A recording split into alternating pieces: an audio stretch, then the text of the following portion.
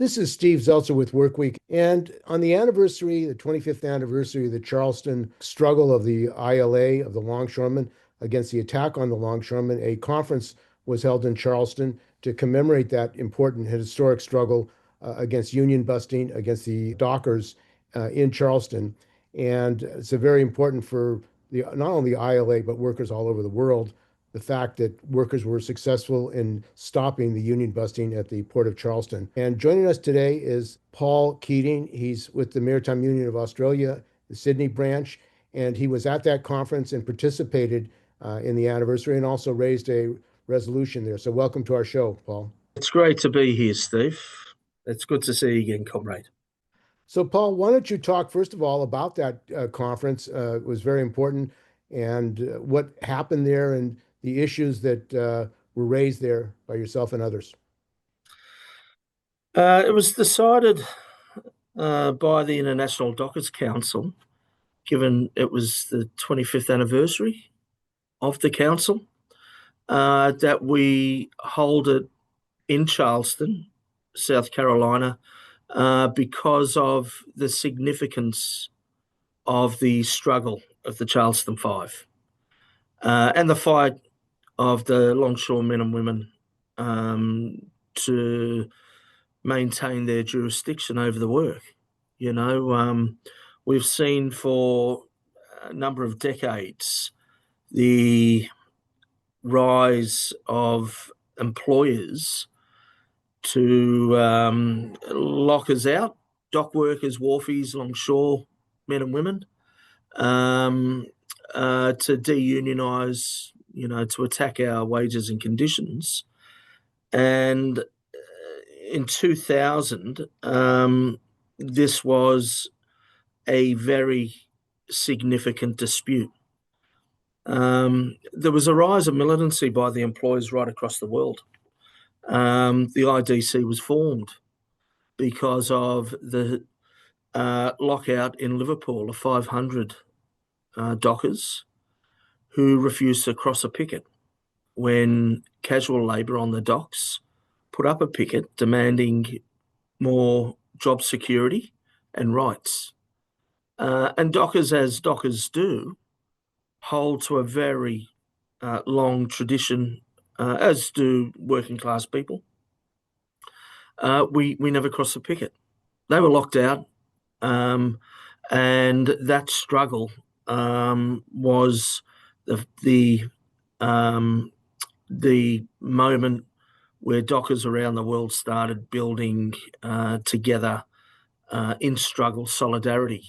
In '98, the Patrick's lockout occurred in Australia, where half the country's wharfies, longshoremen and women, were locked out. And that went all the way to the very highest powers of government. The federal government was completely entangled in that, along with the employers and the bankers. Fast forward in 2000, the Charleston Five. It was in that year that we seen with these brave dockers, these longshoremen, the Five, really who were accused of the most outrageous of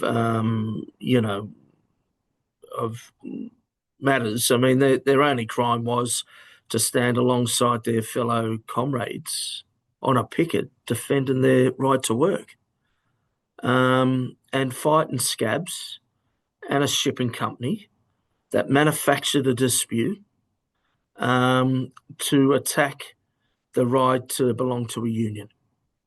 And these workers, who are heroes, working class heroes, they were accused of the most outrageous claims by the police, driven by the state, as we know.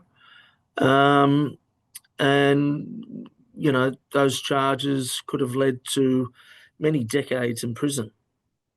It had a terrible effect on them and their families. They were in house arrest for, nearly 2 years. But it brought about And I want to acknowledge Kenny Riley. He was the elected president at the time, still the president of the local down there in Charleston, local 1422. He's a great friend of ours, of the MUAs, and personally a great friend, certainly a mentor as well. I've known him a long time.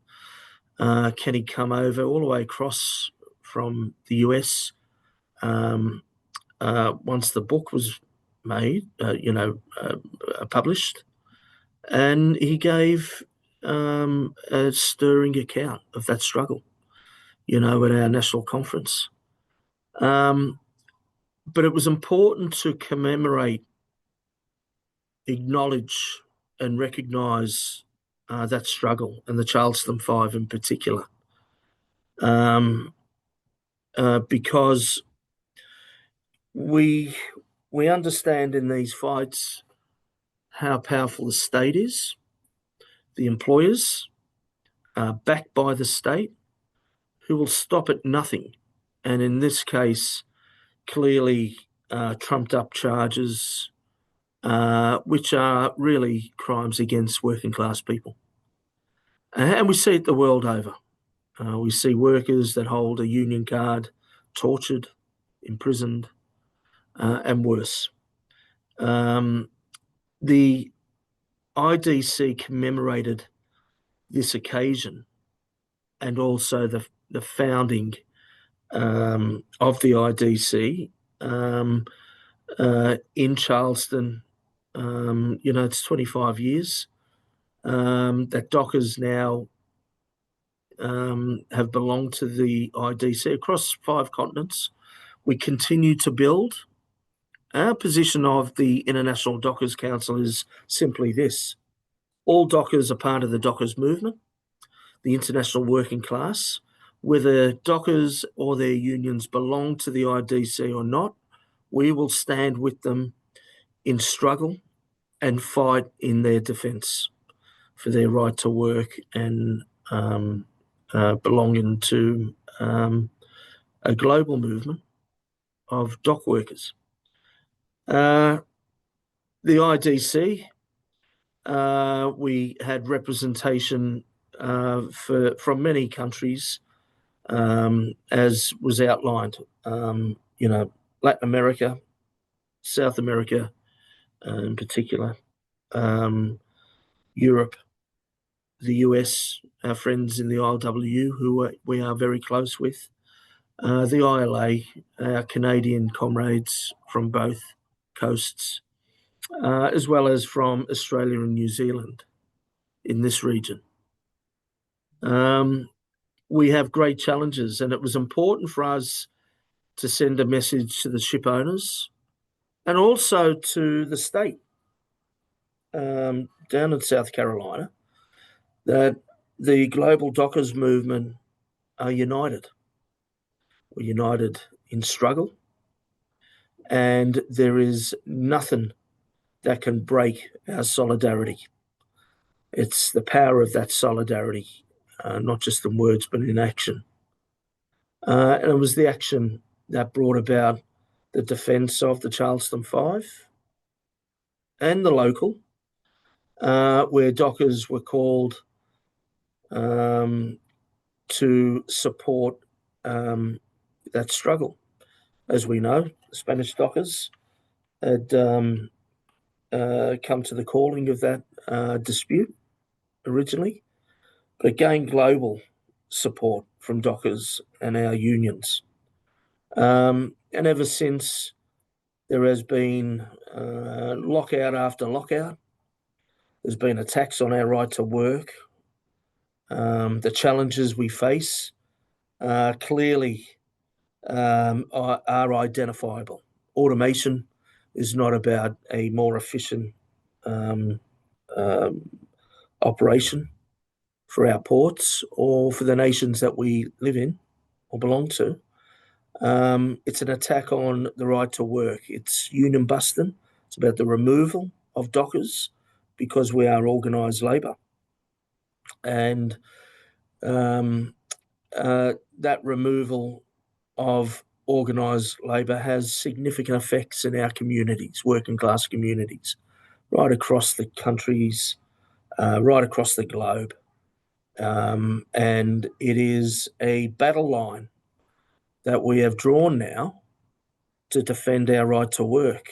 Coming out of that conference, we made it very clear that it is important that the IDC convene, and there will be a meeting held in November of this year in Lisbon, Portugal, to discuss the anti-union, anti-worker agenda of the industry, the stevedore companies and the ship owners, to bring in automated technology to remove dockers' right to work.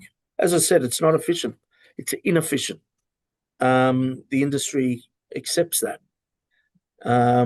It does not move goods through ports the way workers and machines do.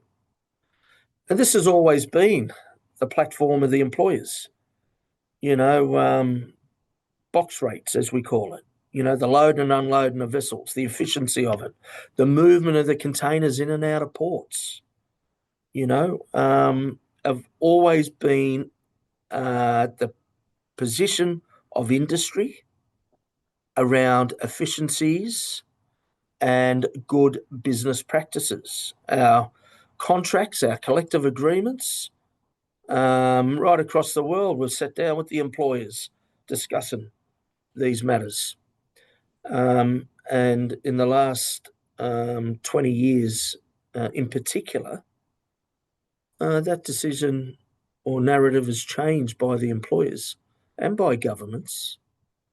And there's a lot of papers that have been written, a lot of research done in regards to port infrastructure and the onset of AI, automation, 5G technology. And that clearly in these reports, this research, clearly outlines that automation is inefficient. It will congest ports.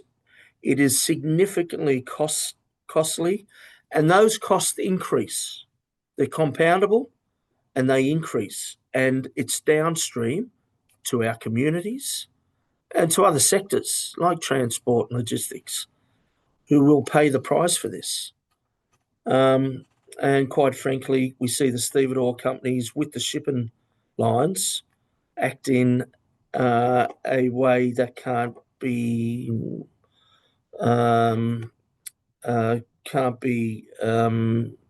looked at as any other than a cartel arrangement to control, to maximise profits, but certainly not give back to our communities and to the countries that they operate in, the return that all communities expect from ports and port operations. So it's a big fight.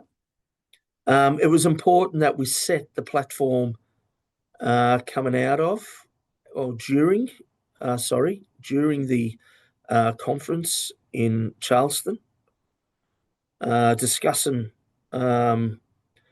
these matters. In Australia, DP World have announced they're one of the major operators here in stevedoring container terminals.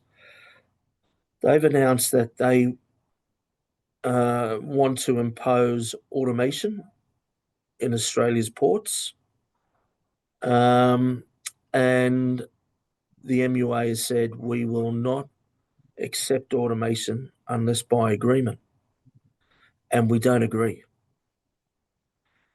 It is crucial. All those that are listening, all your listeners, understand that there's a global movement of dockers and that we are consolidating a position. And we're saying to the ship owners, this is your responsibility now.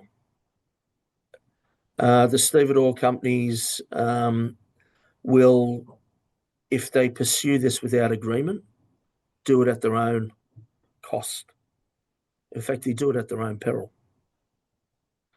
But there was a lot more in the conference than the discussion around Dockers and the significant issues that we face. We're organising around safety, and in particular, shipboard safety for dockers all over the world, no matter what port we work in. We have a view in the IDC that there should be a universal ship inspection process because the value of workers are equal. A docker in Karachi should have the same rights, the same safety standards, and the same conditions as a docker in Auckland or in Charleston or in Lisbon. So we are consolidating a position, and we're going to make it very clear to the ship owners globally when it comes to shipboard safety. This is your responsibility. And in that, your responsibility will be held account. And it will be the IDC who will support dockers across the world in relation to lifting these standards to an international, universal vessel inspection program.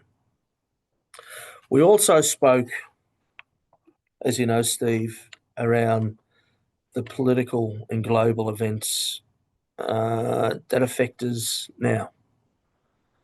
The rise of ultranationalism sweeping the West and Western countries, including Australia and the US. The normalising of hate ideology, the demonising of refugees and migrants. We spoke about the genocide in Gaza and the global movement of people who reject their politicians and their governments who fail, who are complicit in these war crimes. And we see that in Australia as well, that complicity. And dockers themselves and our communities, this broad-based movement, the likes I've not seen in my lifetime. The only comparison I can make would be South Africa and apartheid and the global movement against that. Unions came together.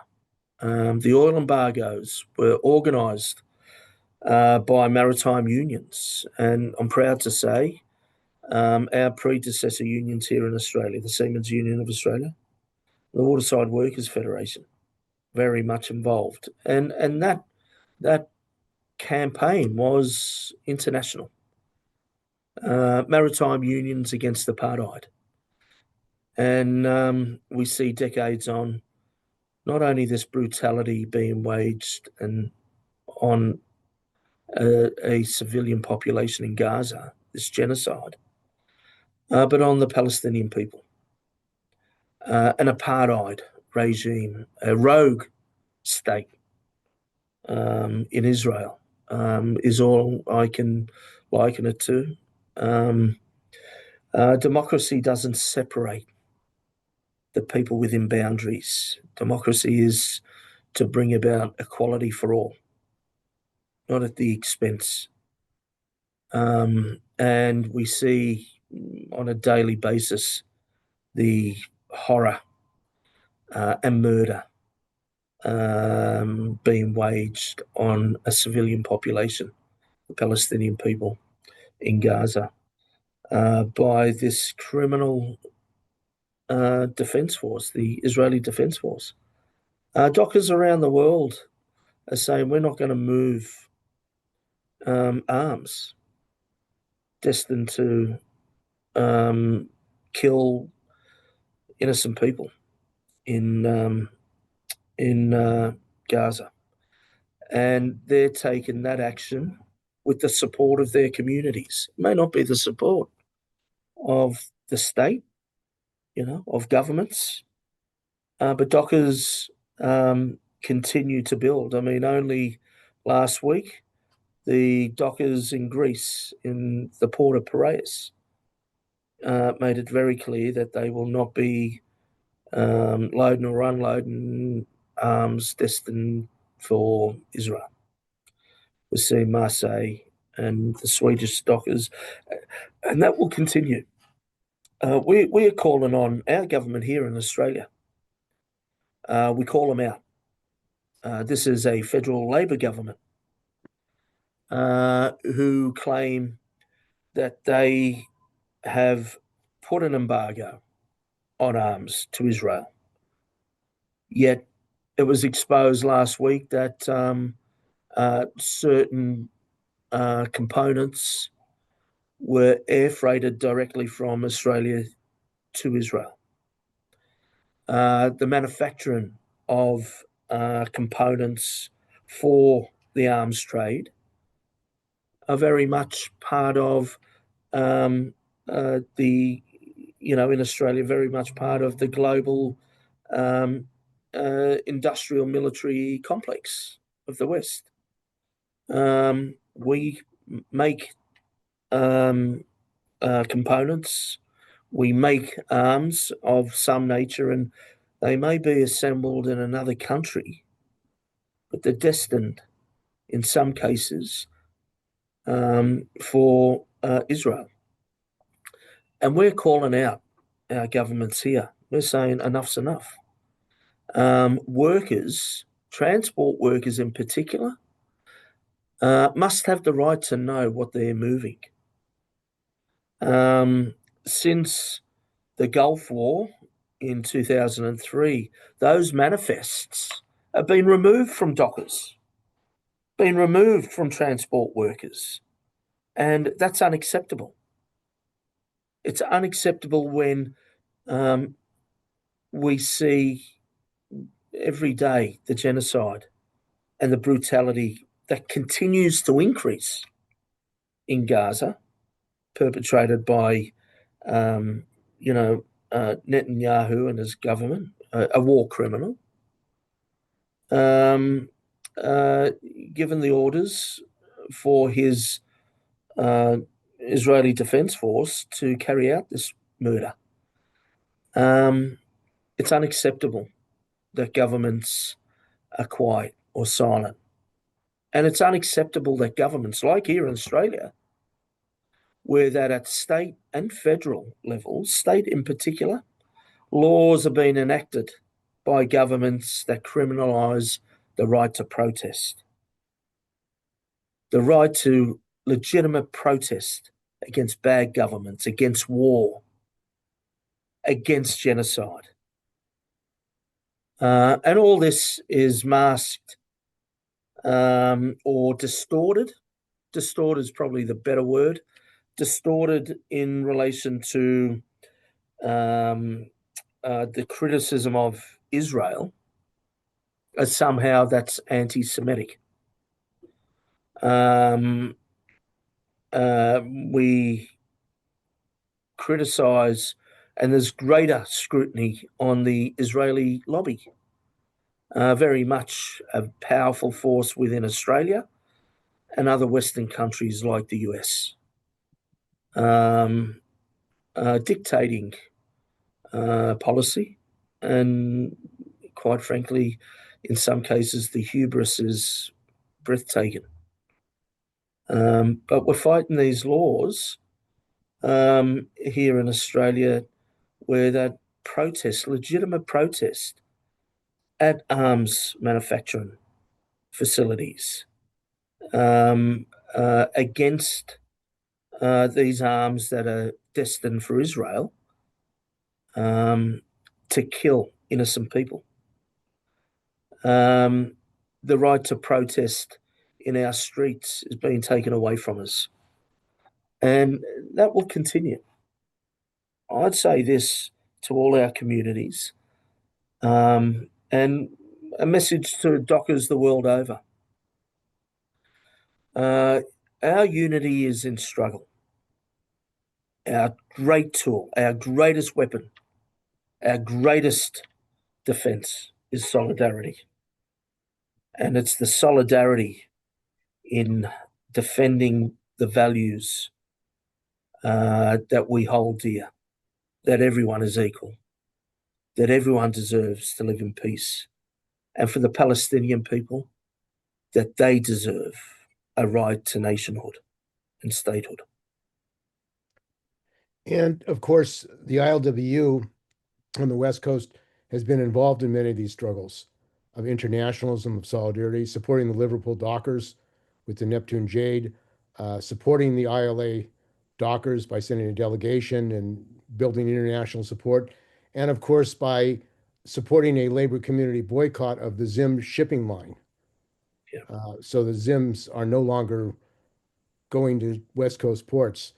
Um, the role of the United States government, as you know, is united with the Zionist government, with the Israeli government to support the regime, the Zionist regime, which is committing war crimes, genocide, and as is in Australia, trying to criminalize opposition to the genocide with witch hunts of educators, with retaliation against dockers. In fact, even Eric Hegelson in Sweden has been fired for the labor boycott that the Swedish dockers did of military cargo to Israel. How do you see this international struggle to stop the war by labor taking place? Because there has been retaliation, as I just said, against dockers who do take action, and yet the workers, the dockers, the transport workers have the power to shut down the war by shutting off the military cargo and the economic support to Israel. Um, was there a debate or resolution at the IDC convention on taking international action around the genocide? There were reports in relation to supporting dockers who take action in defence of the Palestinian cause and the genocide in Gaza. There wasn't a resolution directly that come out of it, but the support. I'll say this: this is a public interview. Dockers will do what Dockers have always done. You said, Steve, around the Zim shipping lines. It's I don't know. It's 15, 16 months ago. We had initially a number of the first protests in the ports were in Port Botany in Sydney, and it was directed at Zim shipping. Those vessels were taken off the coast, and we don't have them anymore. But they integrated their service with MSC. So although that the vessels were removed, and I think that was because of the direct community action and Dockers, the MUA, backing in our communities and you know exposing the failure of the state, but calling out the brutality and the murder that was unfolded in Gaza. Dockers, there wasn't a resolution that specifically outlined a directive, but there was a discussion and a collective view, I can tell you that, with the hundreds that attended, that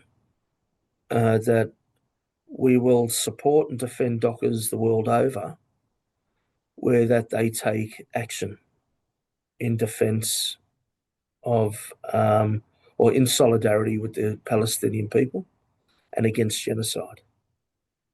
I've made it very clear on many rallies where I've spoken, and I've called out the shipping industry, the Maersks of this world. We uh, uh, have made it very clear that they are responsible for the movement of arms, and that's unacceptable, and they'll be called out for it. If they don't want protests, if the shipping industry do not want, or governments do not want protest or the stoppage of goods, arms, uh, they have to declare that arms embargoes on Israel. Um, they the shipping lines need to come out and say we will not move arms destined for Israel. And until that time, there's going to be an ongoing, continued mobilising of this global people's movement. And dockers are working class people, they're part of it. And working class people are being guided by their conscience. Um, uh, we have a right when it comes to genocide. All workers have a right. It doesn't matter what laws are in place. I'm going to say this. I say this to my members and I say it to workers across the world and dockers. There is no laws that can be put in place that makes it acceptable for genocide. We can remove our labour. We can remove our labour and we can stop it. If governments aren't going to do it, we need to do it. This is a growing movement. We know, I mean, this is decades long, since 1947, 1948, the Nakba. We know how brutal the Israeli regime's been.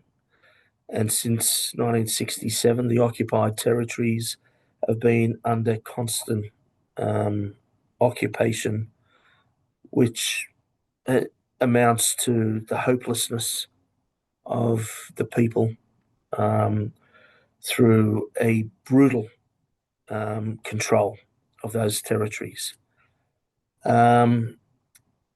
Workers will continue to organise against this.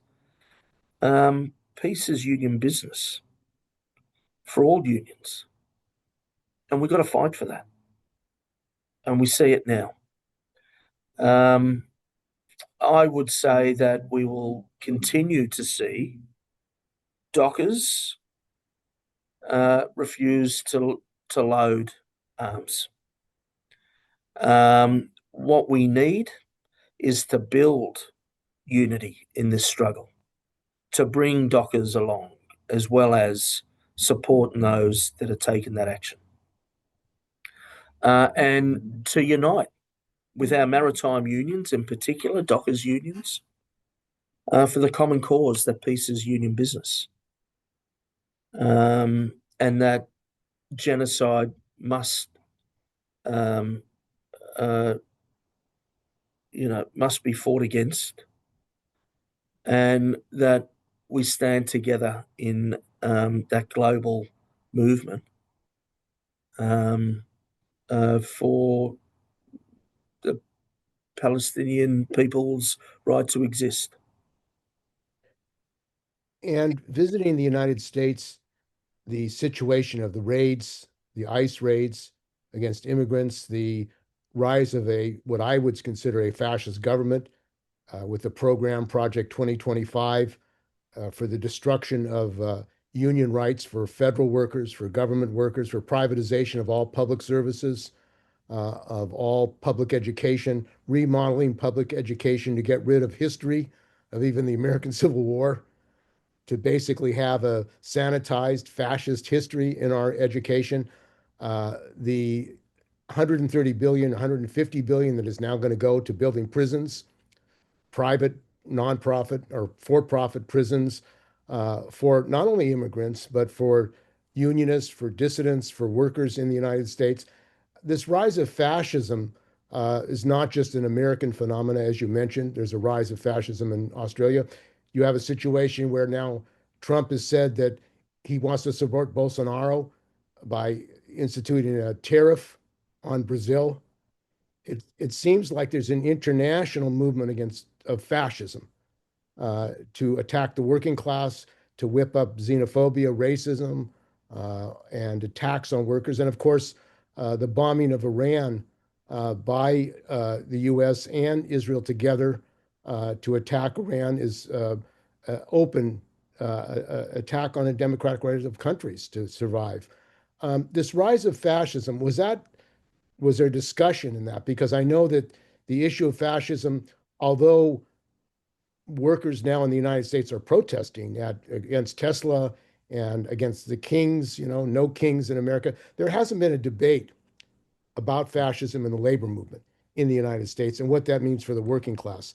This issue of what is fascism and how to fight it, how can workers organize against it, and particularly in the United States where there is no labor party, there's no workers party, there seems to be a political crisis and a political vacuum for even having a discussion about how is the working class in the United States and globally going to confront this new situation, this new epoch, and the danger of world war, with the United States demanding that countries in Europe militarize, that countries in Asia militarize against China to attack China.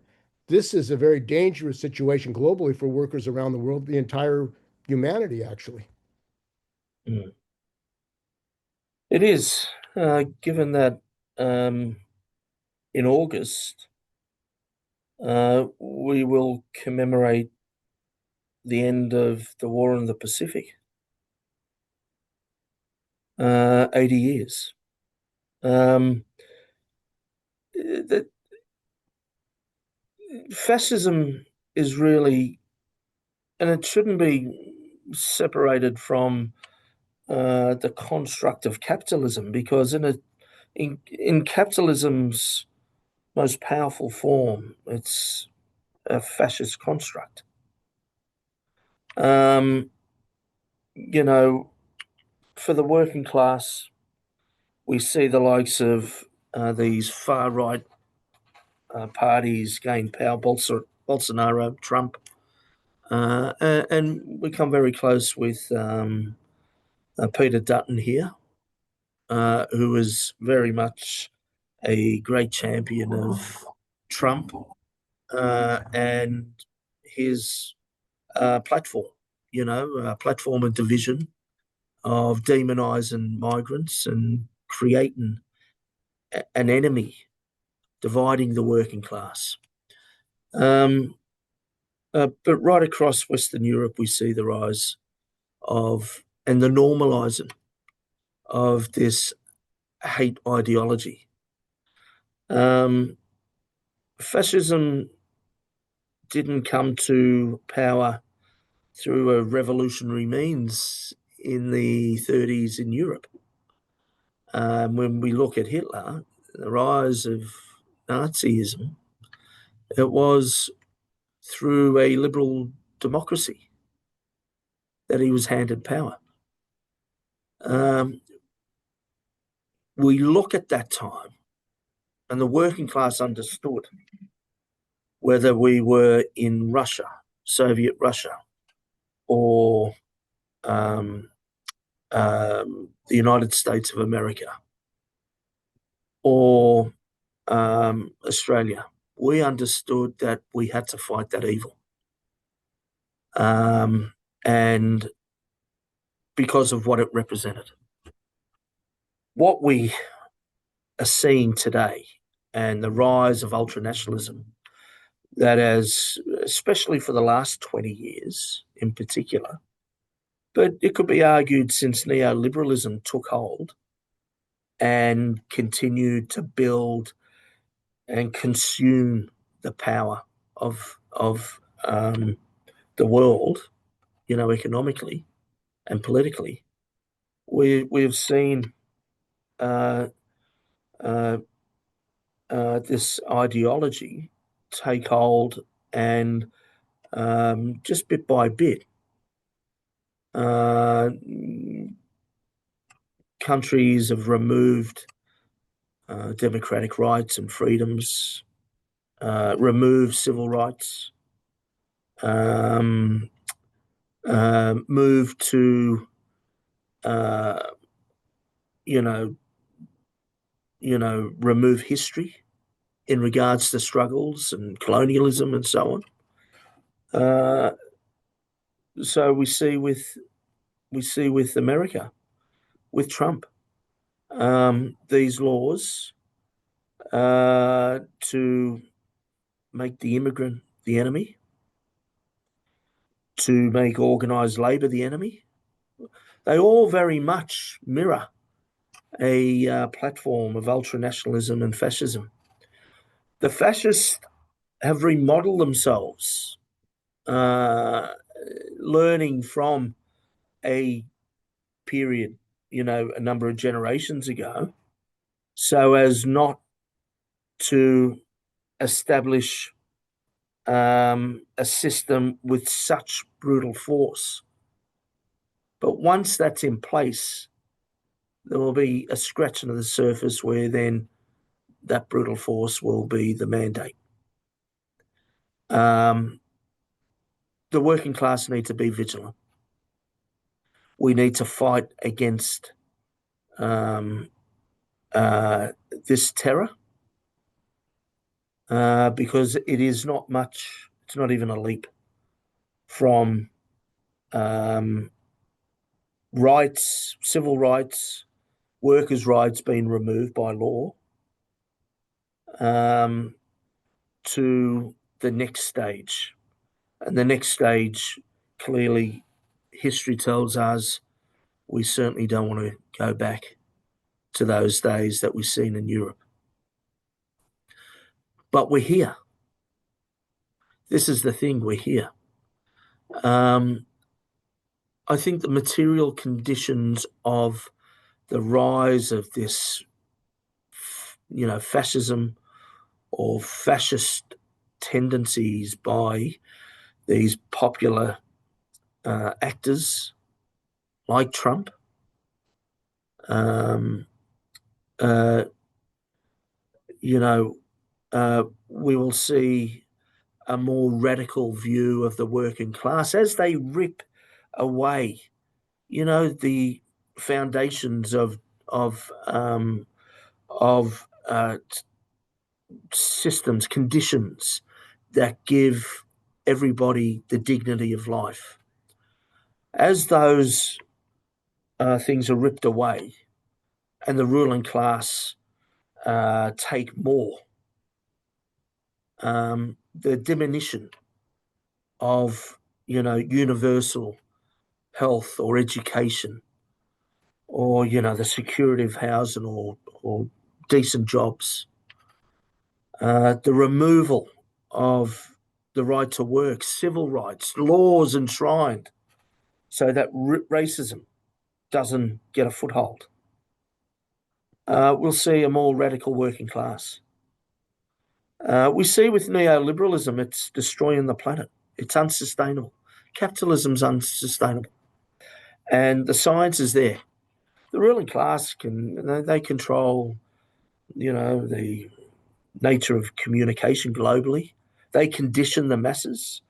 But what they can't condition is that when the working class are in struggle, that our rights removed, and that we see our neighbour subjected to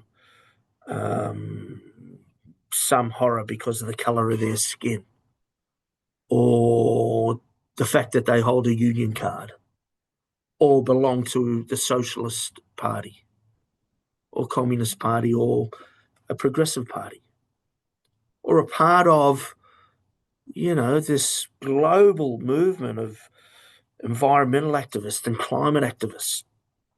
You know, um, uh, the material conditions start changing for the working class, like what we see with this genocide in Gaza. The West doesn't. The Western powers, our politicians, our leaders, have failed us. And we see this mass movement of people. Doesn't matter what the Fox News regurgitates or spews out. And here in Australia, the Murdoch press, their namesake Sky News, with this, fanatic right-wing propaganda. We're all seeing real time the brutality unfold in Gaza, the murder, the daily killings of children and women and civilians and doctors and nurses and ambulance workers and, Journalists. journalists, and those brave people that work for these non-government organisations that are trying to make a difference. And we see the hypocrisy in the West. There's no universal Western values. If we close our mind to this that's going on, the same is happening with the rise of these ultra nationalist platforms, these fascist agendas. You know, um, the truth is, the working class have more in common with each other. You and I have more in common with a railway worker in Pakistan or a factory worker in China than any rich person in Australia or the US or billionaire. They are completely removed. They're not from our class. Um, so I think in material terms, the material dialectic is coming together with forces that will see, I think, a radicalising, a mobilising of the working class. And it only takes a spark. The working class reject war. We fight for peace. It was the peace movement that was global, from people like yourself and myself and working class communities. Um, there's no such thing as a middle class. It's a construct of the ruling class. I want to make that point. There's the ruling class and then there's the working classes. And we need to unite. We need to unite in defense of the dignity of human life and the dignity for all, and against the hate of the politics that sweeps the West in particular. And the rise of these billionaires like Elon Musk, Larry Ellison, Peter Thiel, who are basically techno-fascist. They push the ideology that you have to have complete deregulation, that should have complete freedom to develop AI and generative AI to get rid of, as Goldman Sachs said in a study, 350 million workers worldwide with the Yeah. use of AI. This seems to be a fundamental challenge and attack on the working class. And they have so much money. Uh, Musk was $300 million to the election of Trump, and the use of money internationally by these multi-billionaires. It seems that we're facing a real fundamental confrontation with a part of capitalism that is going openly towards setting up a fascist international state and using technology and AI and robotics to destroy the working class. I think the call for strikes, general strikes, global strikes, um, need to be understood. Um, if the working class don't come together, we will see that model of the ruling class of capitalism that the ruling class have always fought to achieve since the industrial age. And it is this fascist state construct. And they've got very powerful tools to achieve that. AI, automation. Um, we need to start building that narrative of global strikes, of general strikes, and putting together our list of demands. They don't need to be great. We can consolidate a list of demands as simple as 10. Calling on changing the course of our countries. Is it radical? Um, I don't see it as a working class person for it to be radical to say that we believe in peace, not war.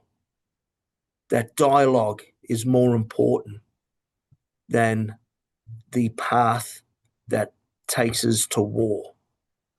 That the right, the dignity of life, the universal rights are for all, no matter what our culture, the peoples we come from, the religion we hold dear.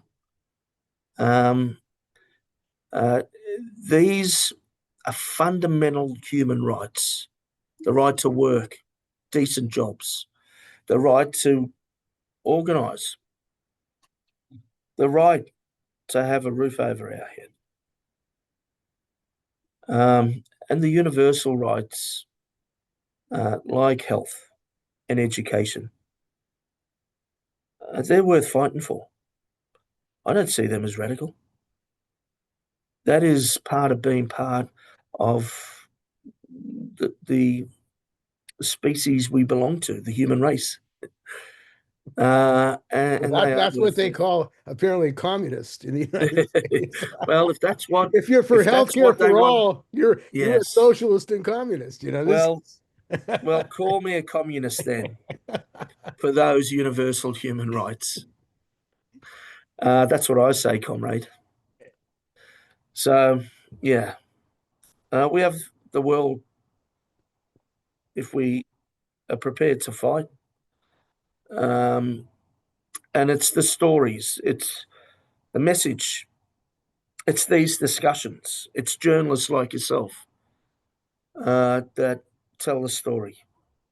The story is so important for working people, the working class. and I think that's what they're most afraid of. They're afraid of workers coming together nationally and internationally and Yeah, breaking the borders of international solidarity. yeah, And I think with communication now, that's one positive thing that you can have internationalism like never before yeah, as far as the global labor movement. yeah. We have such potential. The Dockers movement, um, like I said, the IDC, we have a very simple platform. We will defend Dockers no matter where they are. Whether they belong to the IDC or not, it makes no difference to us.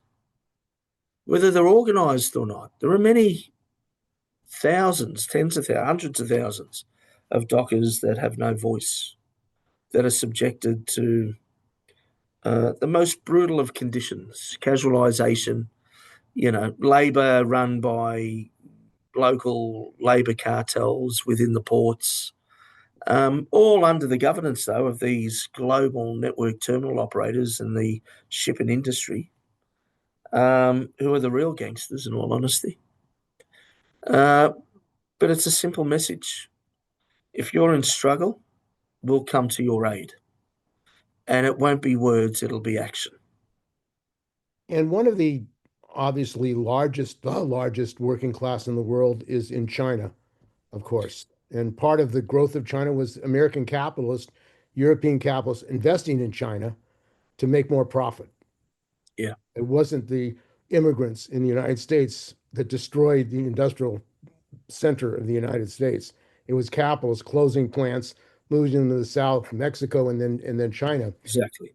And now and maybe you can talk about this. In China, it seems that the ports have been automated, that the AI is being used extensively in China in automobile plants, and that this technology is creating its own contradiction in China among people, unemployment and problems there. Do you have a relationship with the Chinese dock workers? And how do you see linking up workers in the United States and Australia with Chinese workers? Well, it's a very good question. Uh, the MUA has a long history with the Chinese maritime unions under the um, federations. In fact, in 2 weeks' time, I'll be heading up to Shandong, which really would be classed as the manufacturing engine room for the world. Uh, the MUA Sydney branch has a sister port compact with the Provisional Federation of Maritime Unions in Shandong. And we have a very proud history with the Chinese working class and the unions. If I take it back to 1938 here in Australia, when just south of Sydney, Port Kembla, the wharfies there, the dockers there in 1938 had a vessel come into port, the Delphram, and they were to load pig iron, Wollongong, uh, Port Kembla, which is the port that services the Wollongong city, south of Sydney, is a steel town. And iron ingots were being loaded or were to be loaded on the vessel, the Delphram, destined to Japan. In fact, to be made into weapons, and those weapons, as we know, were murdering millions of Chinese on the mainland. Those wharfies back in 1938 in Port Kembla took a stand. They refused to load the pig iron on the vessel. And when you go back into that period in Australia's history, it was a history, where that collectively, here in Australia, we were very insular as a country, really an outpost of the British colonial power still. But that dispute brought about a collective consciousness of the working class, 10 weeks.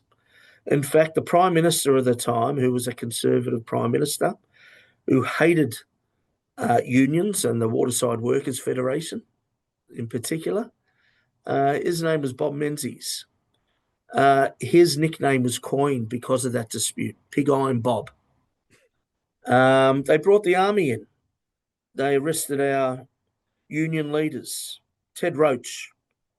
They imprisoned our leaders. But those wharfies stood resolute, firm for 10 weeks. And it was our communities that fed them.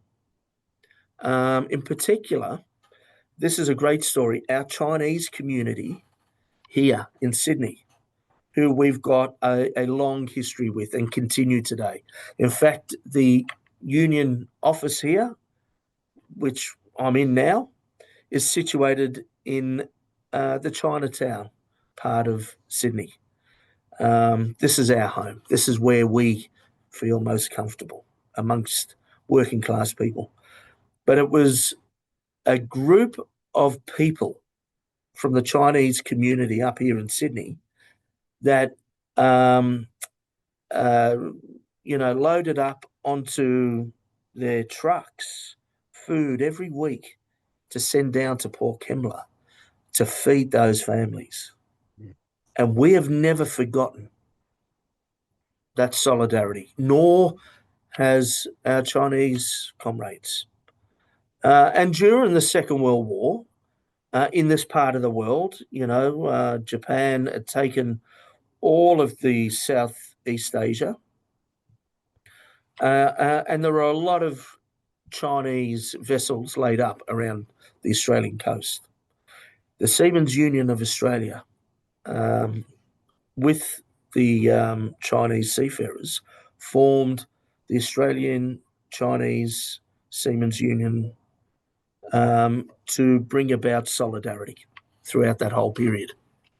And our connection with the maritime unions in China and the Chinese working class continue every generation. We have many examples of our connections over the years where delegations have gone over. I'm heading over there. We have a sister port compact. We're going to see firsthand, yes, you're right, Steve, the technology there and the ports. Not all ports, but uh, these enormous terminal operations. And to put it into context, Qingdao has a throughput of containers of more than 20 million a year. The east coast of the US have a throughput of 26 million. This is one terminal. It's the second largest terminal in the world. And we're going to visit that, but we're also going to visit ports in Shandong. It's an enormous area and more conventional, where workers are operating the machinery. So we're going to meet with our comrades, or as you would say, our sisters and brothers. We'll meet with them. We'll sit down.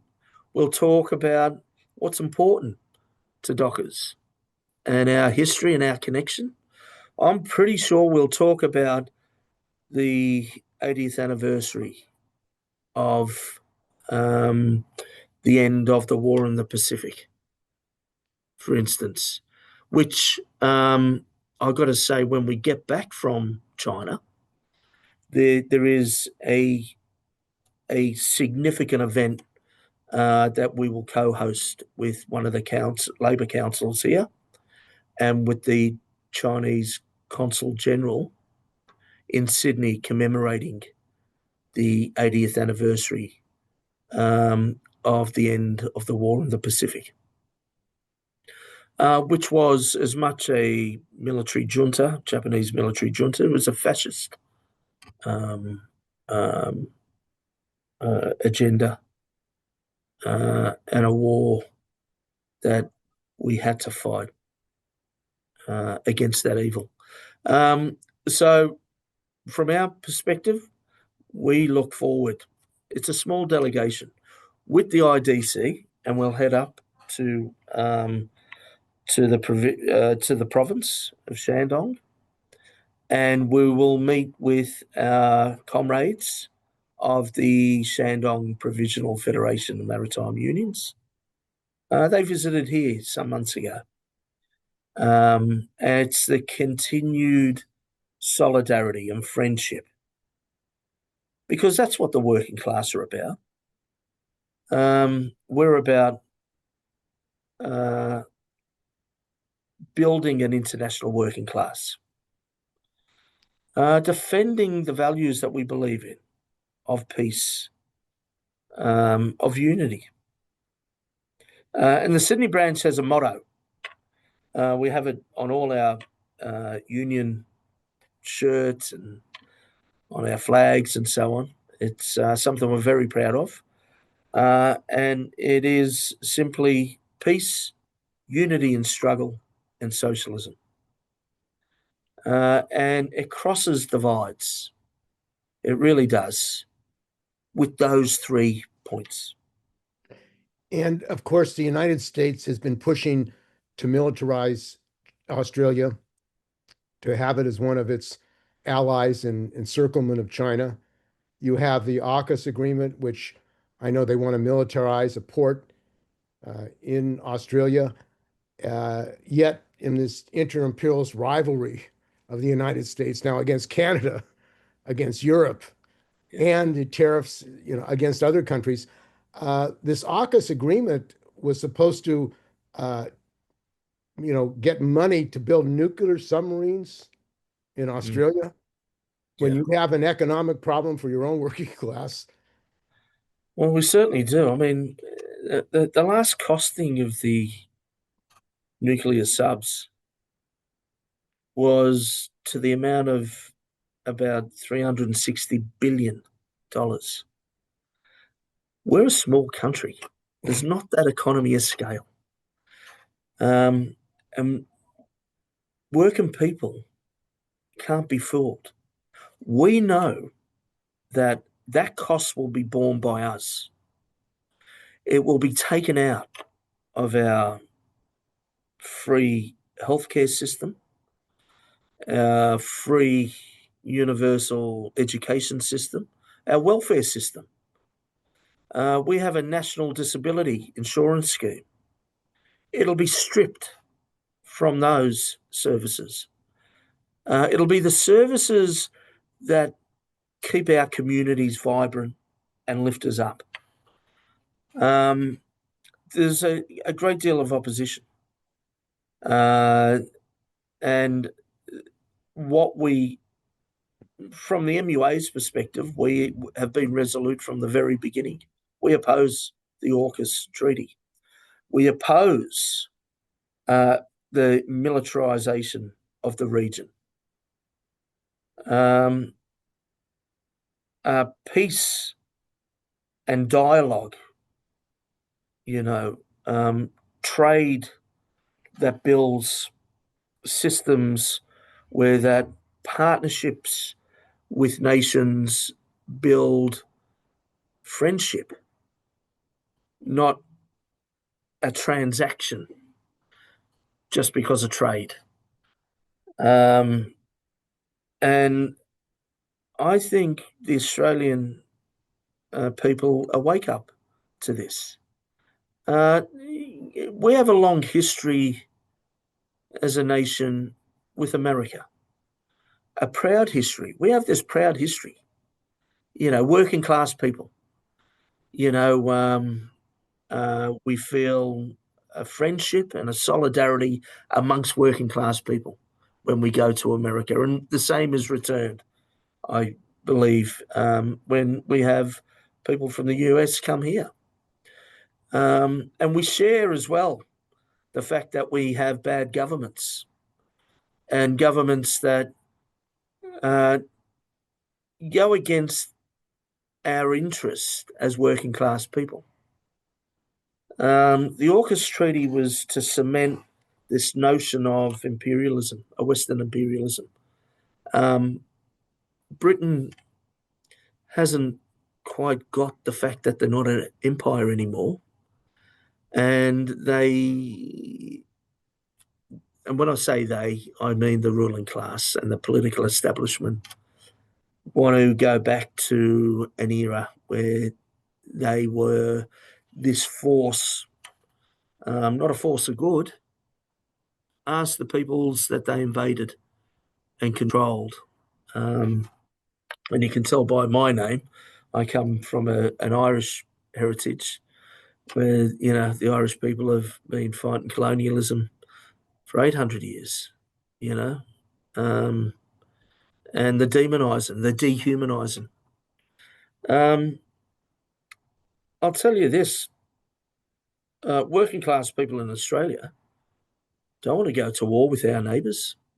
We have more in common with workers in China in factories or on the railways than we have with any boss here in this country.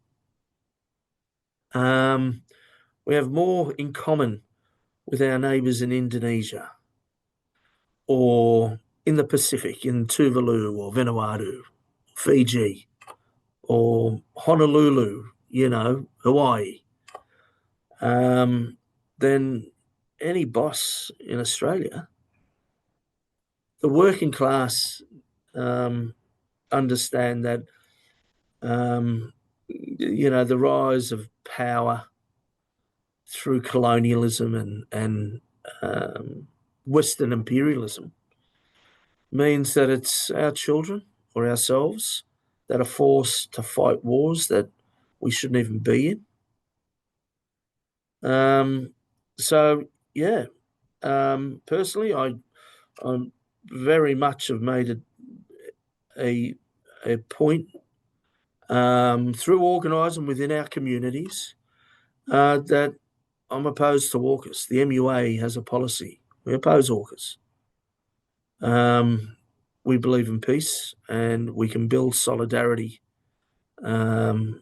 through international working class peoples. That's our way forward. And as for the nuclear subs, I think it's most likely because of the cost. I mean, Trump has done us a favour. Like you said, Steve, waging war on your closest friend, the Canadians, I mean, they're everyone's friend. I don't know how he thought that would play out, but it certainly plays a treat for us because if that's what our closest friends, like the US, have done to their closest friends, I reckon we're not going to have these nuclear subs.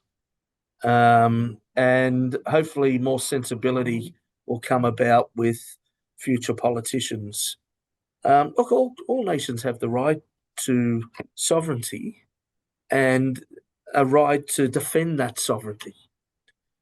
But to build an industrial military complex, a industry designed for death and for war is unacceptable.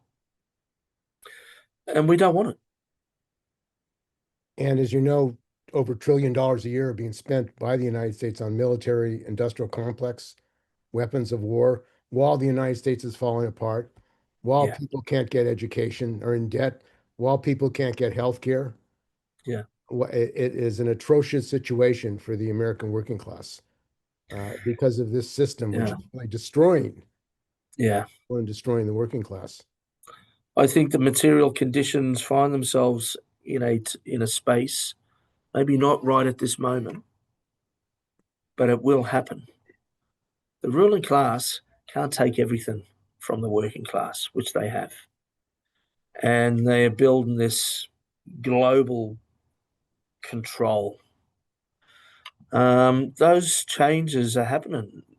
Countries are rejecting this notion of Western imperialism, US imperialism. The BRICS nations, the global south, peoples building alternatives. And in this space gives us opportunities from an organised labour perspective. And we can fight for each other, and fight for what's right. And another issue, your national union has been taken over by the government, and with the justification of corruption. And we know that these capitalist governments themselves are corrupt. They're paid off by capitalists, and there's massive corruption, but they never seem to go to prison for the Yeah. corruption in the national governments. What has that meant for your union, and is that a threat to the labor movement? Because, of course, uh, the danger is that these governments will use not just the Australian government, US government, say unions are corrupt and take them over, put them in trusteeship to prevent workers from having any democratic rights or defending their conditions in a democratic way. Yeah. We have a federal Labor government. You're right. Our union has been, or the construction division of our union. We have two divisions in our union. We have the Maritime, and we have construction. We did have other divisions, but now it's only two divisions.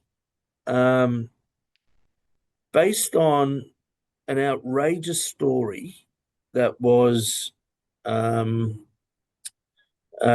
in all the Murdoch press here and on 60 Minutes. We have 60 Minutes here as well, suggesting that the union was infiltrated and taken over by gangsters and bikies. The federal Labor government determined that they would put our construction division into administration.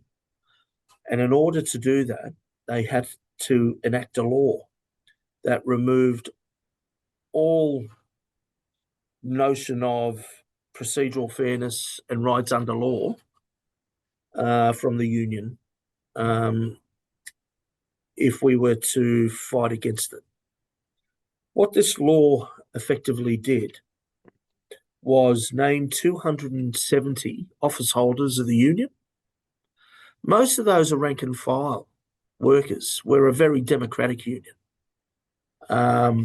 And I would say the most democratic union in the labour movement here in Australia. Our committee of management, our branch committees are all rank and file led. So to name 270 office holders was to remove the intergenerational leadership of our union. And they were sacked without any possibility of going to any court for their unfair dismissal. They could not hold office or a position, not only in our union or any union, for the term of the time that the union is in administration as a minimum. And the union's in administration for at least 3 years, could be 5. And those named people could be black banned forever. They cannot go to any court to fight for their innocence. But they haven't been accused of anything either.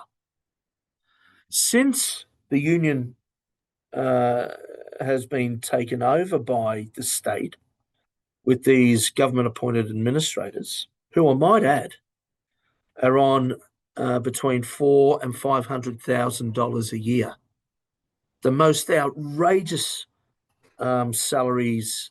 It's disgraceful.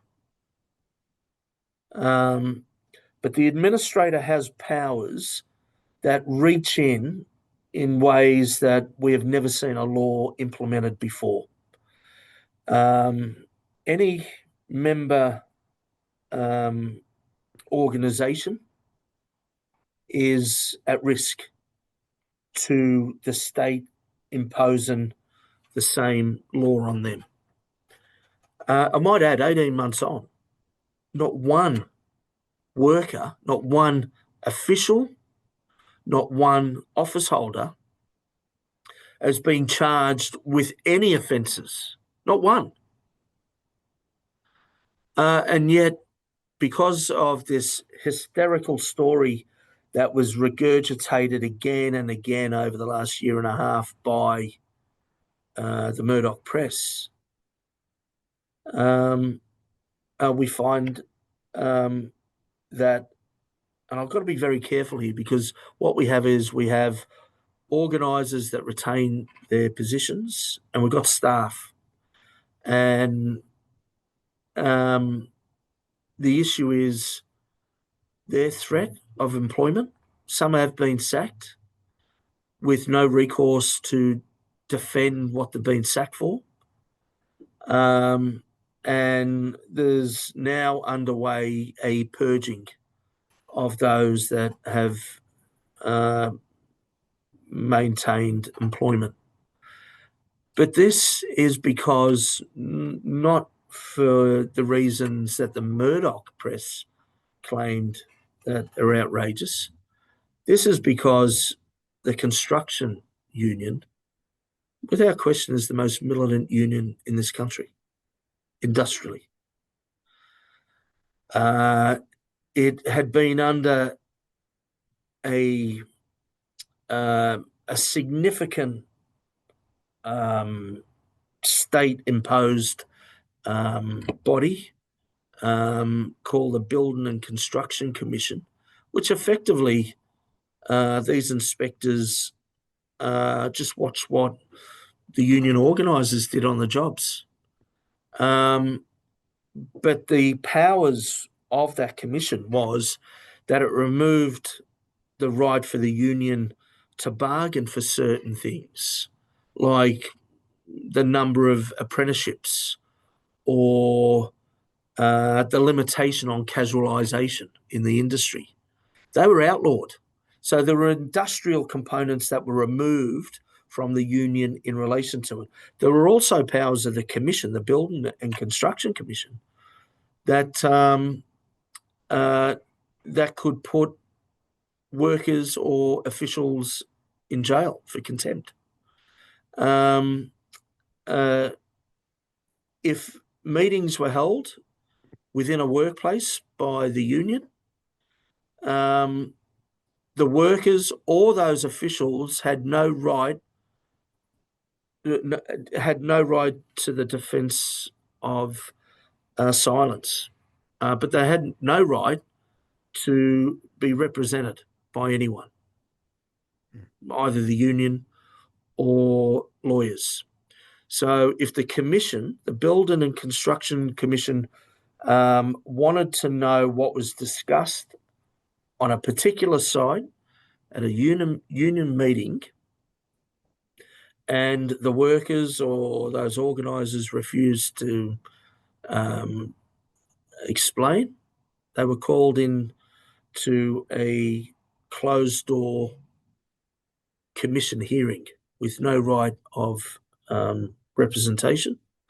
And if they refused to answer those questions, they could be subjected to 6 months jail.